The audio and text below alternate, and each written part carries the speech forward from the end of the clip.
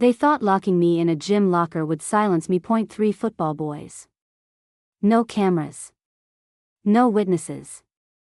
Just darkness and steel, but what they didn't know is I've been training for this since I was 8. They thought I'd break. Instead, I took their silence and turned it into a storm. Now I'm not just the girl they tried to erase. I'm the reason they'll never forget what justice looks like when it moves quietly. They say the first step into a new school is always the hardest. That's not true. The hardest step is deciding not to turn around and walk away before anyone sees you. My name is Amaya Taylor. I was 14 when I first stepped into Ridgeview Academy. Population 928 students, black students.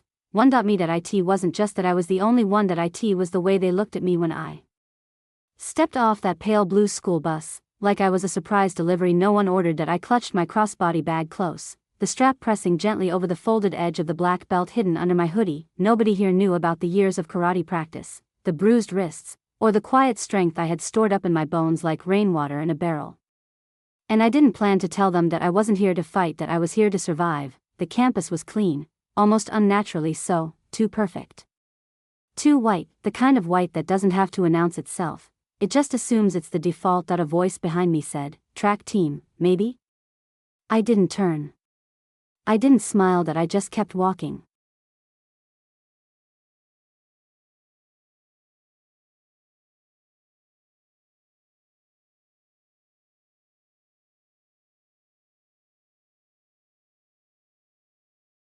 My locker was near the stairwell. Number 221B. Sherlock Holmes would have laughed. I spun the combination lock like I was used to, casual, smooth, like I wasn't watching every reflection behind me in the polished metal surface. 2 boys passed. One of them slowed, glanced at me, then muttered, "New chick's quiet." The other one, taller, bulkier, said, "Watch. She won't last a week." He wasn't trying to whisper. My first class was English literature with Mr. Palmer. He handed me a textbook without looking up. "Find a seat." "No, welcome." "No, glad to have you." I sat in the back. Always the back. The boy 2 seats ahead of me turned to look. Green eyes. Tight-jawed. I recognized the look. Not curiosity, evaluation. When class ended, I waited until most of the room had cleared out. Rushed to join the hallway parade. I wasn't in a hurry to be seen, but I was seen anyway. Lunchtime came. The cafeteria was bright, loud, and filled with laughter. I wasn't part of. I walked with my tray to the edge of the room.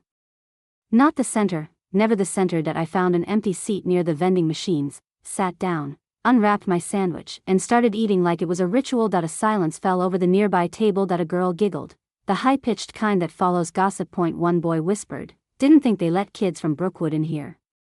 Brookwood, that was code for black neighborhood. I chewed slowly. I didn't look up, because if you look up, you let them see it bothers you, and I would not give them that. Gym class is where silence turns to something louder. That day, I walked into the girls' locker room and felt it immediately, the subtle change in temperature, the way conversations dropped the second I entered. I didn't expect hugs and hellos. But I also didn't expect to be invisible and still so targeted. I changed quickly, turning. It happened on a Thursday. I had stayed after school to finish a geometry quiz. The halls were mostly empty, the kind of quiet that amplifies the sound of your own footsteps. I remembered I'd left my water bottle in the gym.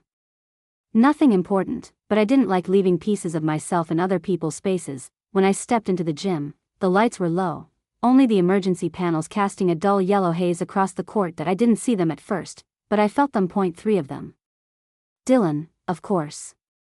The other 2 I'd only seen in passing, football guys. 1 blonde. 1 with a buzz cut. All built like they'd been raised on protein powder and permission. "Hey," Dylan said, stepping forward. I didn't answer. I moved toward the bleachers, pretending I didn't see the way they closed in from both sides. "We want to talk," the buzz-cut one said. "About what?" I asked, turning slowly, evenly. Dylan's eyes gleamed. "About boundaries.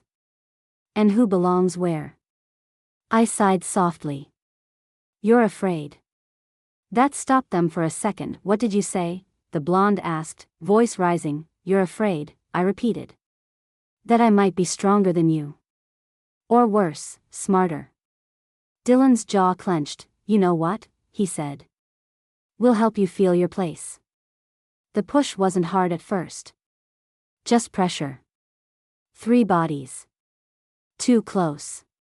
Too much. They forced me backward toward the locker room. That I didn't scream, that I didn't fight, not yet, because I knew something they didn't. They were writing a story, and they thought they were the authors, but I had a pen of my own. They shoved me into one of the tall Metal Gear lockers. Slammed the door. Clicked the latch, the sound echoed like a gunshot. Darkness. Cold. Metal on all sides, and silence, thick as wet cloth. For a moment, I just stood there. Breathing. That I flexed my fingers. Checked my breath. By month 2, things had changed, subtly. Dylan no longer looked smug when he passed me in the hallway, his eyes darted instead. Uncertain. Like a man who'd lit a match and couldn't stop the fire. The others were quieter too. Buzz Cut started skipping gym. The blonde pretended I didn't exist. They were waiting, not for an attack, but for a reckoning, and it came, quietly, but completely. That IT started with Kayla. That she'd joined the self-defense sessions 2 weeks earlier. Soft-spoken. The kind of girl who apologized when you bumped into her. One afternoon, she stayed behind after everyone else left. There's something I need to say, she murmured. That I nodded. They did it to me too. Not the locker. But the comments. The threats. I stayed quiet. They told me if I kept hanging out with you, I'd regret it. Her hands trembled. I didn't tell anyone. I thought no one would believe me. Now she looked up, but then I saw you walk into school the next day. Like nothing happened. And I thought, she didn't finish, she didn't have to. I placed my hand over hers and whispered, "You're not alone." That Friday, during 3rd period, the principal called me in. His smile was tight. His posture was too formal. "We've received a letter," he said, "signed by over 200 students." He slid it across the desk. At the top, a petition to address harassment, intimidation, and administrative silence at Ridgeview Academy. At listed patterns. Dates. Incidents. IT included QR codes linked to audio recordings. The signatures weren't just students, teachers had signed. That a counselor, even the janitor who peeked in during my solo training. That I didn't say a word, but the silence in that room was mine, not his. They suspended Dylan and the others. 3 weeks. But that wasn't the win. The win came 2 days later at the school assembly. The gym was packed. Lights dim. Principal at the mic, reading off a statement drafted by the board. "We acknowledge the shortcomings in our system. The failure to act. The culture of intimidation that has gone unchecked for too long." Then he said my name, Amaya Taylor. "Would you join me on stage?"